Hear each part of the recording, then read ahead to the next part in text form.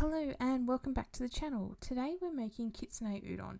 Now this is a pretty simple recipe, but depending on where you live it can be quite difficult to get some ingredients. We're going to start with 2.5 cups of kombu dashi or soup stock in a pot, starting to warm, and we're going to add 1 tablespoon of mirin, 1 teaspoon of sugar, 1 tablespoon of soy sauce. If you can get light coloured soy sauce, this will be best so it doesn't darken the broth, and half a teaspoon of salt. Now we're going to get that to warm up.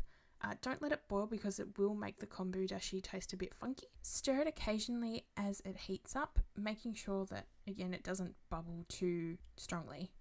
At this time you can be preparing your spring onions. Whilst I was waiting for this to heat up, we had a power outage. So the Kitsune Udon became our tea instead of our lunch.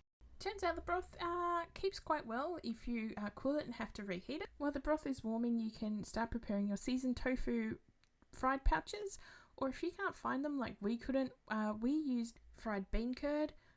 Just couldn't find them in any of the stores that we went to, which is a little bit frustrating, but it is what it is. We live in Tasmania.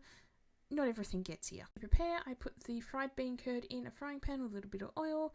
I also know that you can soak them in dashi as well, and I just flipped it over every couple of 30 seconds or so to brown it. Unfortunately the pan got too hot and I burnt mine, or so it's slightly darker than what I'd like it to be. And there we have it. This tasted absolutely delicious.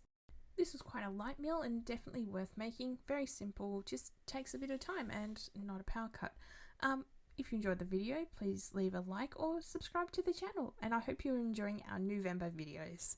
Thanks for watching.